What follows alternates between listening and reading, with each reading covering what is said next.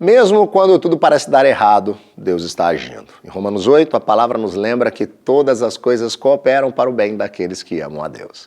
Hoje, no programa Verdade e Vida, o reverendo Hernandes Dias Lopes mostra como Deus trabalha mesmo no caos.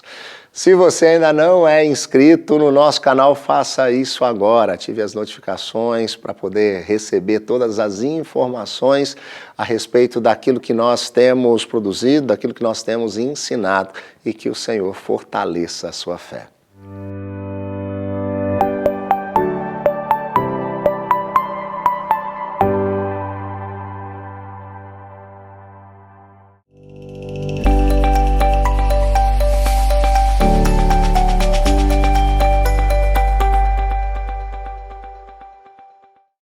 Me permita uma pergunta pessoal. Você conhece a Deus? Você sabe quem é Deus? Você sabe o que Deus faz por você, para você? No programa Verdade e Vida de hoje, eu quero tratar com você sobre este tema, o Deus que trabalha por nós. E vou basear esta mensagem em Romanos, capítulo 8, versos 28 e 29. Vamos ouvir a leitura deste texto. Sabemos que todas as coisas cooperam para o bem daqueles que amam a Deus, daqueles que são chamados segundo o seu propósito. Porquanto, aos que de antemão conheceu, também predestinou para serem conforme a imagem de seu Filho, a fim de que ele seja o primogênito entre muitos irmãos. A carta de Paulo aos Romanos é considerada a epístola mais robusta que este paladino da fé, este bandeirante do cristianismo escreveu. Esta carta é um verdadeiro manifesto cristão.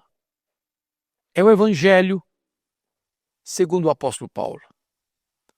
Os estudiosos, no arroubo do seu entusiasmo, chegam a afirmar que Romanos é a cordilheira do Himalaia de toda a revelação bíblica.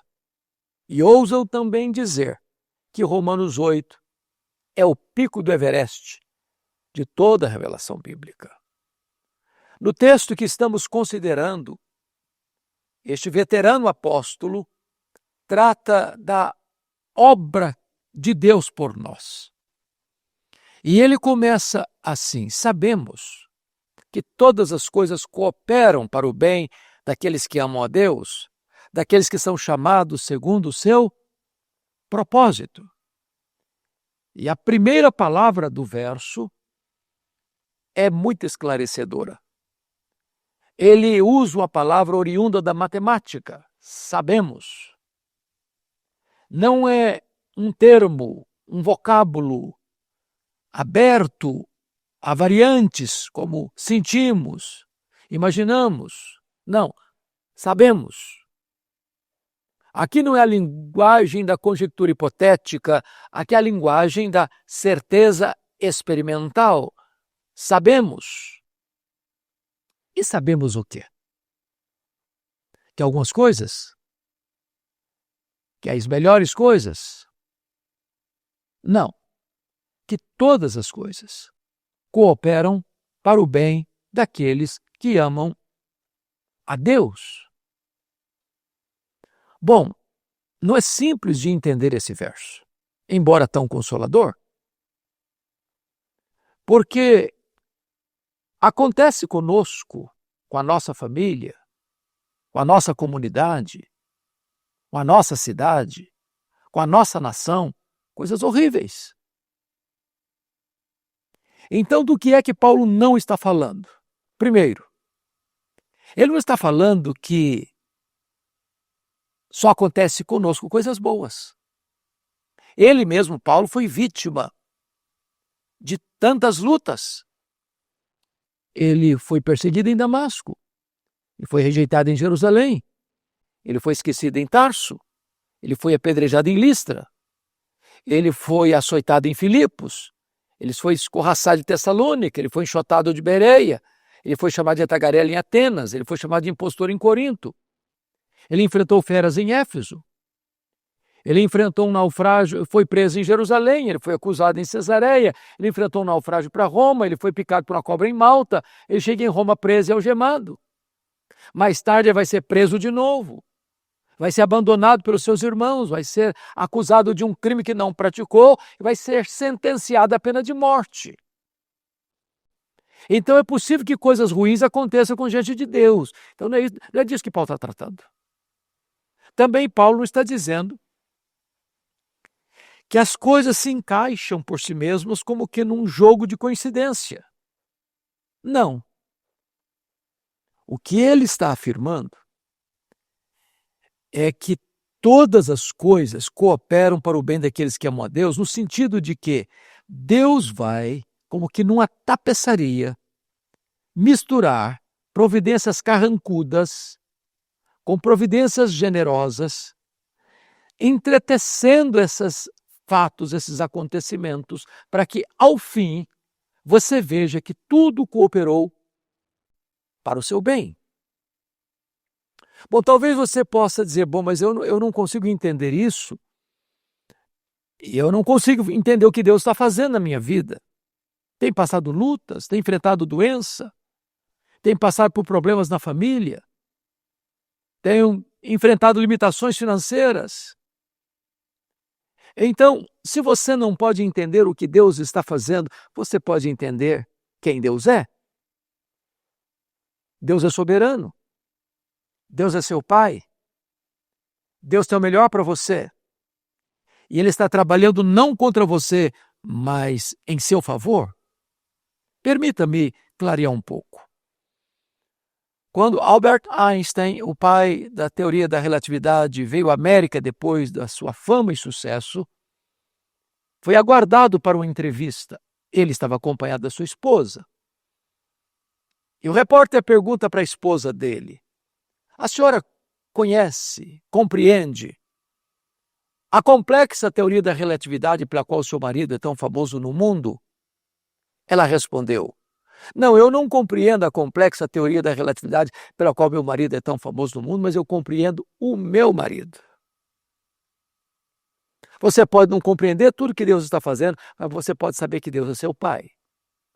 Permita-me uma outra ilustração.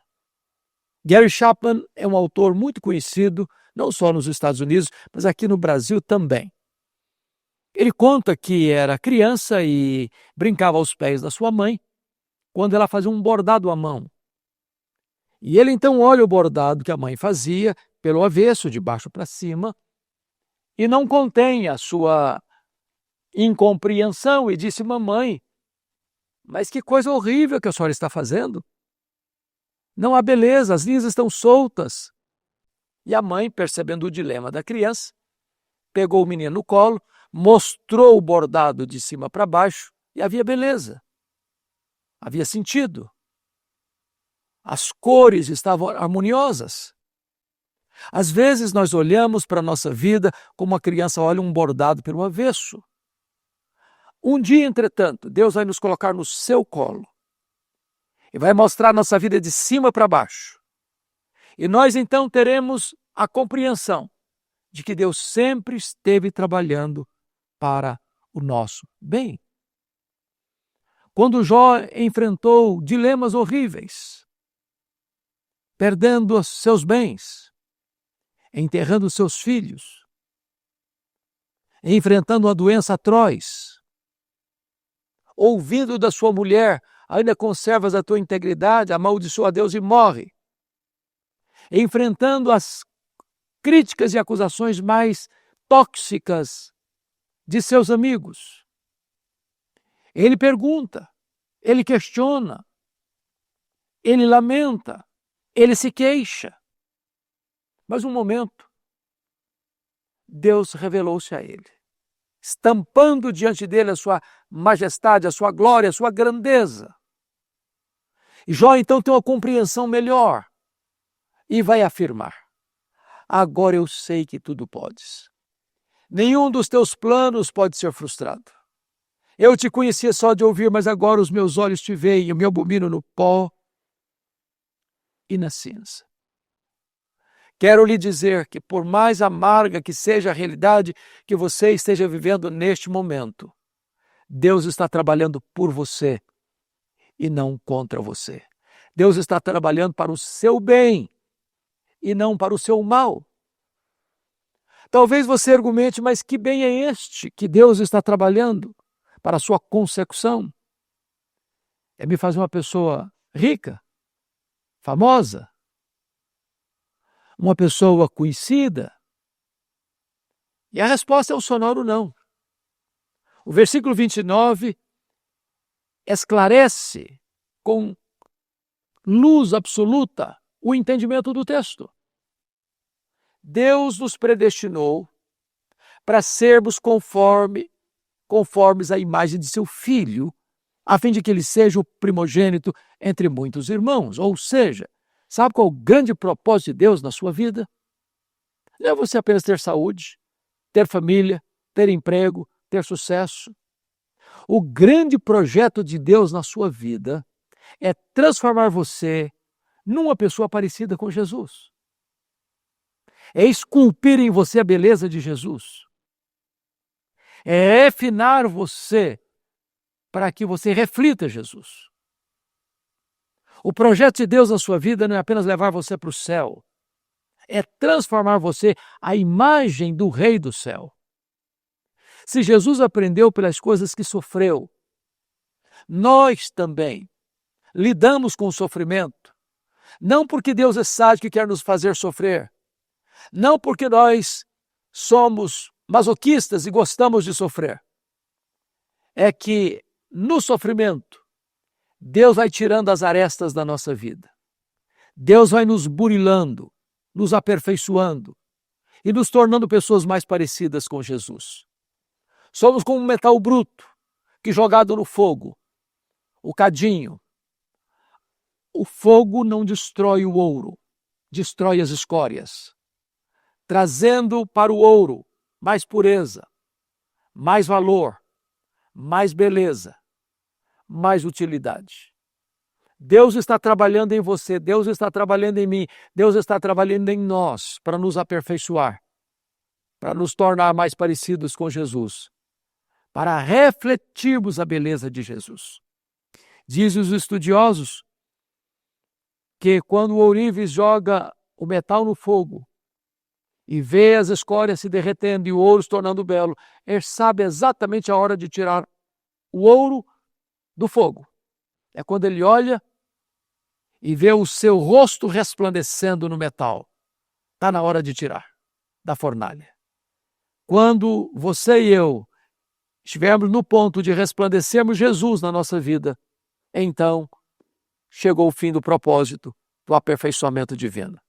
Deus trabalha por nós.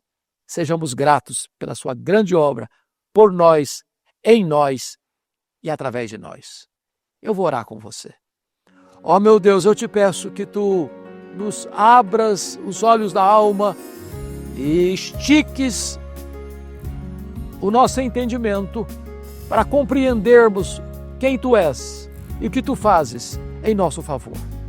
Que o nosso coração se aquiete diante de tão bondosa providência. E louvado seja o teu nome, porque tu estás esculpindo em nós a beleza do teu próprio Filho. Oramos em nome dele, para o louvor da tua glória, em nome de Jesus. Amém.